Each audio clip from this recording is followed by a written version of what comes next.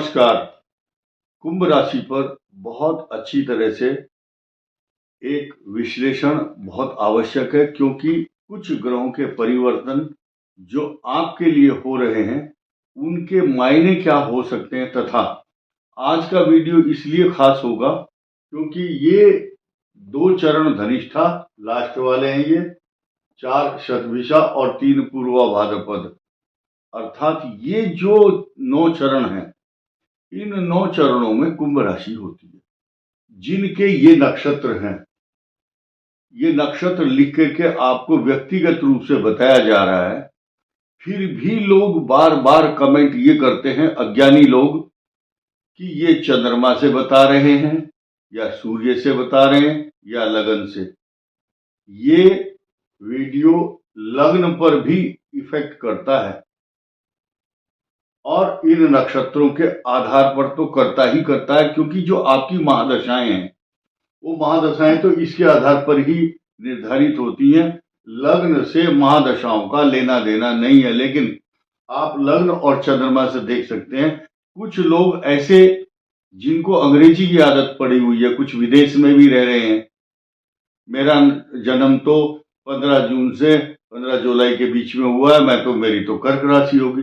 भाई, वो लोग जिनको पता नहीं है वो इस वीडियो को ना देखें, या किसी से पूछ लें। अपने घर के आसपास कोई अच्छे विद्वान ब्राह्मण ज्योतिषी अवश्य होंगे। इतना जरूर पता होगा सबको, कुंडली सबकी बनी हुई होती है अधिकांश लोगों की, कि अगर आपके ये नक्षत्र उसमें लिखे हुए हैं, धनिष्ठा 2 लास्ट वाले 2 चरण, 3rd और 4th चरण, और धनिष्ठा शतभिषा 4 और पूर्वा भाद्रपद 3, यानी कि लोग अपने अपने हिसाब से अर्थ लगाते हैं कि कहीं ऐसा ना हो ये इसके लिए एप्लीकेबल हो जाए। तो आइए जानते हैं कुंभ राशि पर जो अभी ग्रहों का गोचर है उस पर चर्चा पहले करते हैं। द्वादश भाव में सूर्य है, 14 फरवरी तक रहेगा। आपको व्यर्थ की यात्राएं, व्यर्थ की चिंता, सिर में दर्द, अपने कुटुंबी जनों से, आपके ही अपने कुटुंबी गोत्र, एक ही गोत्र के परिवार के चाचा ताऊ, उनसे मन मुटाव, परेशानी, तनाव, चिंता रहेगी। नेत्र पीड़ा, पुरुषों की बाईं आंख और स्त्रियों की दाईं आंख फड़कने के लक्षण तब होते हैं जब यहाँ पर कोई पाप ग्रह होता है, सूर्य, मंगल, शनि, केतु, राहु। इसका मतलब क्या है? अधिक खर्चा होगा, यात्रा होगी, अप्रिय सूचना आएगी, जल्दबाजी करेंगे, सामान खो करके आ जाएंगे, घर से बाहर जाएंगे। कोई महिला अपना कुंडल, नाक का कोई आभूषण या पर्स, मोबाइल गुम होकर के आ जाएंगे, रेल में, बस में, यात्रा में। तो ध्यान रखें, ये 14 फरवरी तक आपके नुकसान का समय है। और ज्योतिष शास्त्र कहता है कि जब यहाँ 12वें स्थान में राहु, केतु, शनि, मंगल, सूर्य होते हैं तो चोरी भी होती है उसके घर में। तो इसलिए अपने सामान को सुरक्षित रखें, सावधानी रखें। अब ये यहाँ पर सूर्य दर्शाया गया है और शनि, दोनों कुंभ राशि को एक बहुत बड़े प्लस पॉइंट की तरफ ले जा रहा हूं मैं, कि यहाँ पर अगर षडाष्टक योग बन रहा होता, यहाँ नीच राशि में मंगल था, वो बदल गया 21 तारीख को। 21 तारीख के इस मंगल के बदलने से आप सुखी हो गए, लेकिन कुछ आसमान से गिरे और खजूर पर अटके, यानी कि उसके बाद 14 फरवरी को ये सानिध्य सूर्य और शनि का एक जगह हो जाएगा। अब इसको क्या बोलेंगे यहाँ? ये पाप कर्तरी योग बना हुआ कुंभ राशि का, यानी कि आपके राइट में सूर्य और लेफ्ट में राहु, बीच में फंस गए शनिदेव। और शनि चंद्र का विष योग भी जब पंचक संज्ञक नक्षत्र आते हैं तब ये बनता है विष योग। लेकिन एक चीज और पॉजिटिव ध्यान रखिए, ये पंचक संज्ञक नक्षत्र हैं। जब तीसरा और चौथा चरण,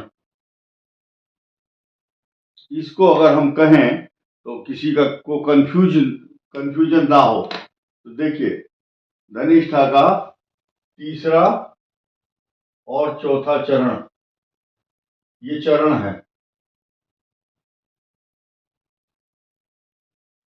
ये तीसरा चौथा चरण ही कुंभ राशि है और यही पंचक संज्ञक नक्षत्र, पंचक का आरंभ यहां से शुरू होता है। पंचकों में चारपाई नहीं बनाते, 4 पैर वाला वाहन या पशु नहीं खरीदते, लिंटर नहीं डालते, छत नहीं डालते, छप्पर नहीं बनाते हैं, ऐसा शास्त्रों में कहा गया है। अन्यथा, और दूसरी बात, ईंधन, एक यहाँ कंट्रोवर्सी हो सकती है। कुछ लोग, मैं अपनी खुद की बात कर रहा हूं, आपको सलाह नहीं दे रहा हूं, पंचकों में सिलेंडर भी नहीं खरीदते हम लोग।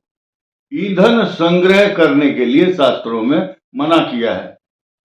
इसके अलावा जो भी मतलब लकड़ी का काम है, लिंटर का काम है, ईंधन संग्रह है, या बिटौड़ा शब्द है, बिटौड़ा, गांव में जो उपले इकट्ठे करते हैं, फिर उसको इकट्ठा करके उसके ऊपर को छाप करके फिर उसके ऊपर फूस से, गांव में देखा होगा आपने, बिटौड़ा बनाते हैं, वो भी ईंधन है। वो आपके खाना बनाने के काम में आता है, दूध गर्म करने में आता है काम। खैर, ये छोटी छोटी बातें, ये पंचक है। इसमें आपको 5 गुना लाभ होता है। अगर हानि होती है तो 5 गुनी हानि भी होती है। यही कारण है दाह संस्कार करते समय पंचक शांति अवश्य की जाती है। कुछ पिंड बना करके, उसका कुछ प्रक्रिया अलग है, यहां उसकी अधिक चर्चा नहीं कर पाएंगे हम। सूर्य और शनि का जो यहां संताप मिलेगा इस पाप कर्तरी योग के कारण, लेकिन जब सूर्य यहां आ जाएंगे तब पाप कर्तरी योग समाप्त हो जाएगा। लेकिन नई और अच्छी और पॉजिटिव बात यह है कि ये जो आपका 12th हाउस है, यहाँ पर बृहस्पति की पूर्ण दृष्टि है, यानी कि जितने नुकसान की अपेक्षा या वो हानि होनी चाहिए उससे आपका बचाव जरूर हो जाएगा, क्योंकि ये आपको सद्बुद्धि भी प्रदान करते हैं। ये बृहस्पति स्थिर राशि में बैठ करके इस चर राशि को देखते हैं, यानी कि चर का मतलब जब आप चलते हैं, मूवेबल साइन, मूवेबल कंडीशन में है, उस समय ये आपको समझाता है, रक्षा करता है, अच्छी बुद्धि देता है, सांत्वना देता है और सात्विक बुद्धि प्रदान करता है। ये बुधादित्य योग 24 तारीख से शुरू हो जाएगा। अब हम नए समीकरण पर आते हैं कि शुक्र और राहु। शुक्र उच्च राशि में आपके धन स्थान में, आपको की जो वाणी है वो इतनी सुंदर, डायनेमिक और अच्छी व्यवहारिक शब्द यूज करेंगे हम। Jurisprudence, they knows very well how to talk and behave others. आप दूसरों से इतनी अच्छी बात करेंगे कि वो आपके शब्दों को, आपकी वैल्यूबल जो भी मुंह से, मुखारबिंद से अच्छे शब्द निकाल रहे हैं, वो everybody will listen very carefully when you will produce your valuable information। जिसके सामने भी आप अपने शब्दों को प्रोड्यूस करोगे, रखोगे, प्रस्तुतिकरण आपका अच्छा रहेगा, क्योंकि आपका शुक्र यहाँ पर उच्च राशि में आ गया है। और मजे की बात तो ये है कि ये शुक्र बृहस्पति की राशि में है और मायावी, ये मायावी शुक्र, ये मायावी राहु शुक्र के साथ बैठा है। राहु का बहुत बड़ा रोल होता है। राहु एक तरह से अमृत तत्व पिए हुए है, इसलिए ये देवत्व के गुण इसमें आ जाते हैं, क्योंकि अमृत पी चुका है। और ये बृहस्पति की राशि में, और बृहस्पति देव स्वयं में इसमें शुक्र की राशि में, ये स्थान परिवर्तन, राशि परिवर्तन, ये राजयोग का सूचक भी कहा गया है। और जिस दिन ये सूर्य यहाँ आ जाएगा, इसकी पावर डबल हो जाएगी इस कुंभ राशि की। कारण क्या है, ये भले ही शनि और सूर्य साथ में हो, पावर तो यहाँ इसी की ज्यादा रहेगी, शनि की, क्योंकि ये मालिक है, मूल त्रिकोण का स्वामी है।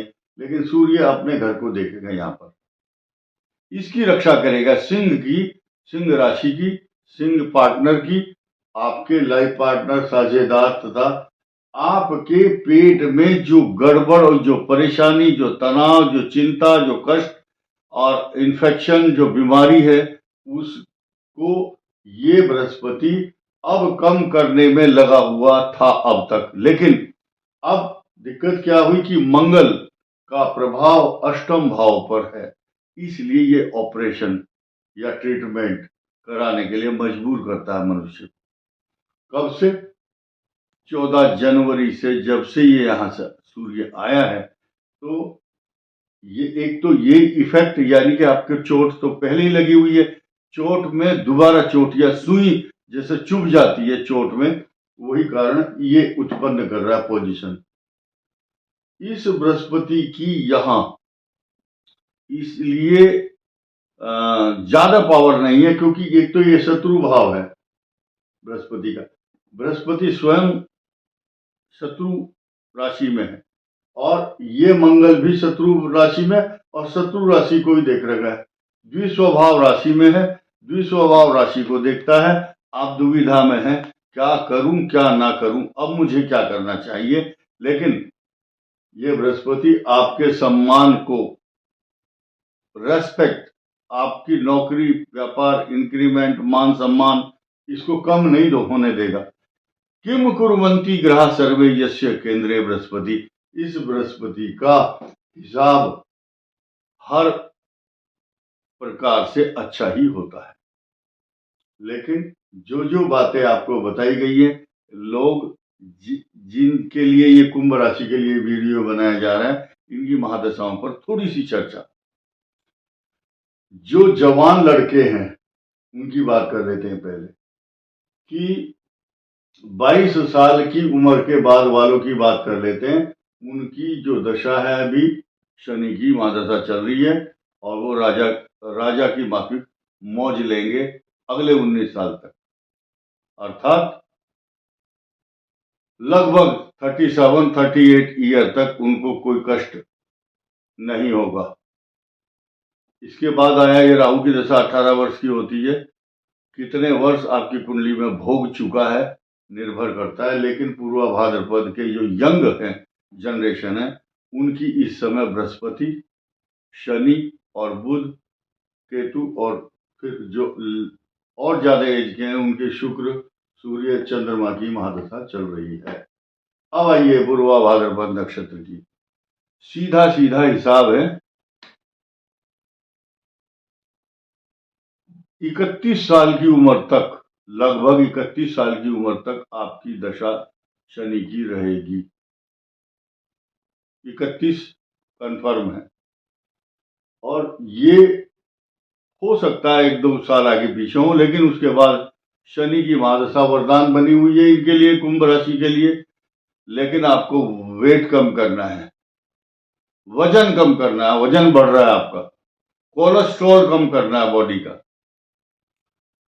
और उसके बाद शनि, बुध, केतु, शुक्र वरदान बन करके आपके सामने आएंगे। तो ये सारे के सारे समीकरण मैंने बताए, लेकिन इन शब्दों को अपने आप खुद ही तोड़ मरोड़ करके अपने आप ना बनाएं। एक पेड़ के नीचे 3 व्यक्ति बैठे थे, एक पहलवान था और एक विद्वान ब्राह्मण थे और एक व्यापारी था। तो ऊपर जो पक्षी बैठा हुआ था पेड़ पर, तो आपस में बात कर रहे हैं कि ये पक्षी क्या बोल रहा है। तो जो व्यापारी था उससे पूछा, भाई क्या समझ में आया, पक्षी क्या बोल रहा है? बोल रहा है नून तेल अदरक। जो पहलवान था उसने कहा नहीं, ये बोल रहा है दंड बैठक कसरत। तो जो विद्वान ब्राह्मण थे उन्होंने कहा नहीं, ये बोल रहा है सीताराम दशरथ। तो एक सद्विप्रा बहुधा वदंती, सत्य एक ही है, हिसाब अपना अपना लगा देते हैं आप। सिर्फ आपको कारण क्या है कि अपने इष्ट देवता, कुल देवता, पितृ देवता का ध्यान करना है। हम किसी के ऊपर अपनी पूजा पाठ थोप नहीं सकते, लेकिन जो जिस संप्रदाय को मानता है उसकी पूजा करें। और आपका जो नवम भाव है, पूजा करने का भाव है, मां सरस्वती अच्छी बुद्धि विद्या दे, क्योंकि जिसके घर में सरस्वती और लक्ष्मी का वास है वो आपको सुखी रखने के लिए काफी है। आपकी सात्विक बुद्धि होगी तो अच्छा आपका स्वास्थ्य, आपका जीवन अच्छा चलेगा। एक चीज ध्यान देने की है, क्योंकि अष्टम भाव है, ऐसे समय पर जिनकी लाइफ स्टाइल खराब हो चुकी है, बीमार चल रहे हैं, मिर्च मिर्च और तली हुई चीजें और फैटी लीवर की जो शिकायत है उनको खास तौर से ध्यान देना, क्योंकि हमने ज्यादातर अध्ययन मेडिकल साइंस को एस्ट्रोलॉजी के साथ कोरिलेट करने का जो हमारा अभ्यास है उसके आधार पर हम ये बात कर रहे हैं। इस वीडियो में इतना ही। धन्यवाद। नमस्कार।